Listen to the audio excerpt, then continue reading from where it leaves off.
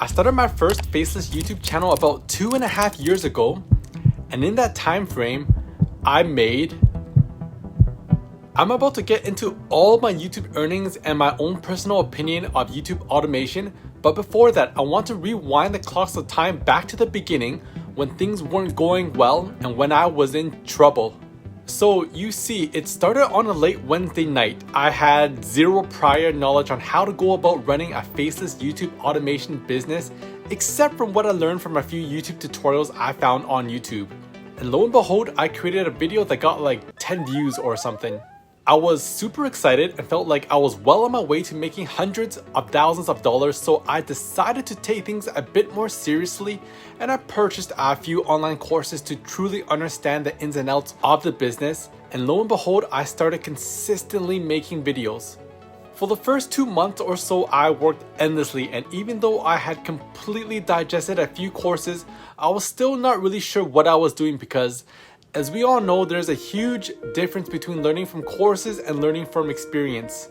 Still though, I grinded day after day after day and was working like 10-hour days, 7 days a week, and to my surprise, after just like under 2 months of what I consider now to be ultra low quality videos with horrible thumbnails, I was able to hit the requirements for monetization, and it was finally going to start getting paid for my efforts.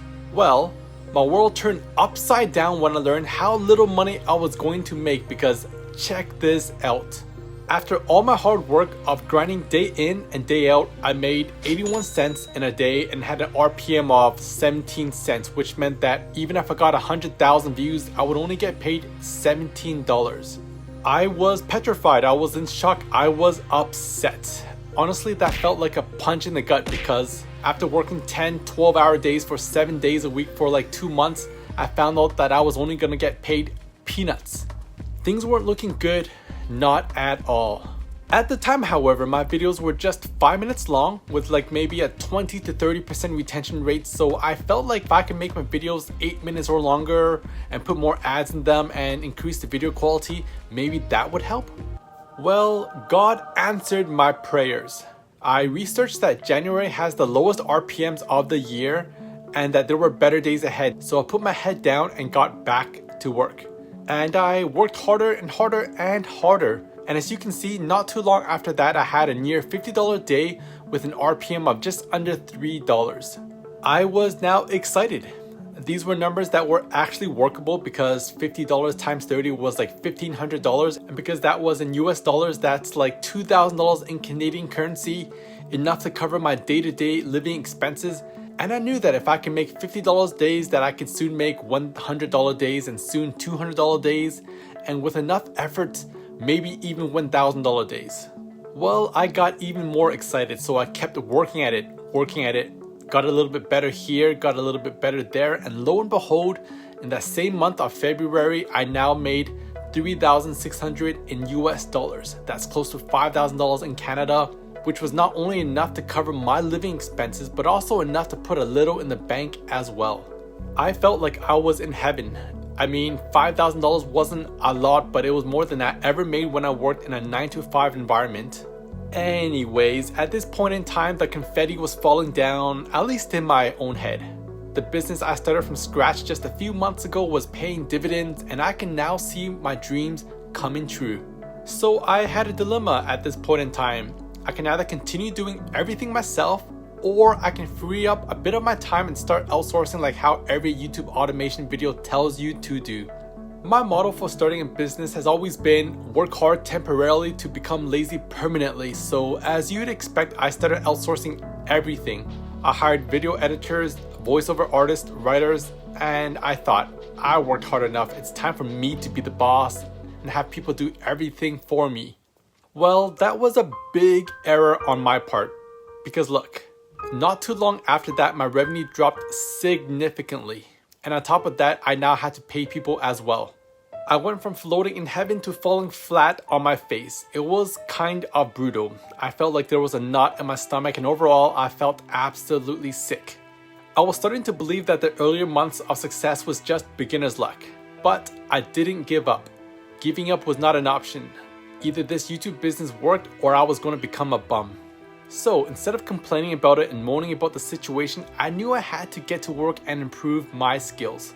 So for once in my business, I opened up my analytics and looked at my retention graphs. They were horrible. I mean, look, they were hovering just a little over 40% at the time, which is disgusting.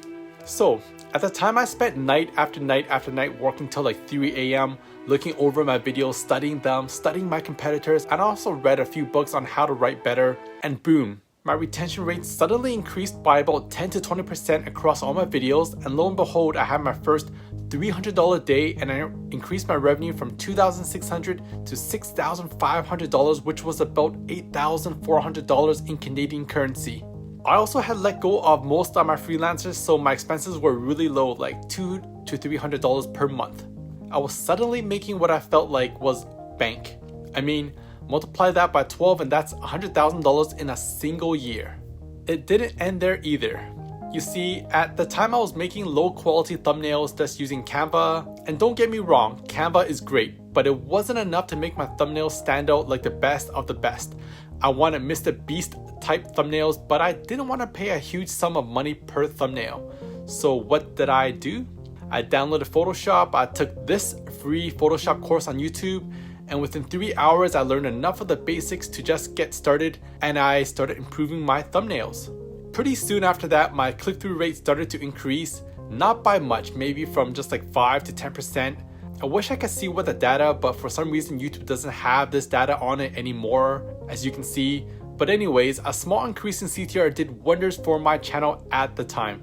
Because as a result, as you can see, I went from $6,500 to $14,000 in just a few short months. Now that's $18,000 in Canadian currency, so at that point I was jumping up and down saying yippee-ki-yay. I didn't stop improving my skills though. I kept working at it, day in, day out, and not too long afterwards I got lucky on a few videos here and there, and look, I made a $35,300 month. That was over $45,000 in Canadian currency, and that's pretty much more than I ever made in a single calendar year working 9 to 5, and I was shook. Within a year of getting monetized, I had a $45,000 month, and I was out of my mind. I was a brand new man. My YouTube journey worked, it succeeded, and I had a smile on my face every single day. I didn't stop though. If there's one quality about me, it's that I'm pretty stubborn about persistence and always wanting to get better. So I kept on improving my skills in CTR and retention, and not too long after that I had a $42,800 month, which was a little over $55,000 in Canadian currency in a single month. It was luck and skill, but I never would have made it without those countless hours of perfecting my craft and of also being persistent and having consistency. And here we are today, 2.5 years later, from me starting from scratch, making a little over $500,000 in US, which is like $750,000 in Canadian currency. And starting from zero experience, this is how much I made with my first Faceless YouTube channel ever.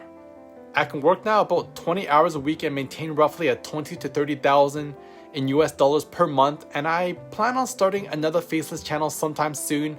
But with my experience now, I can outsource it now without making many of the mistakes that I made in my earlier days.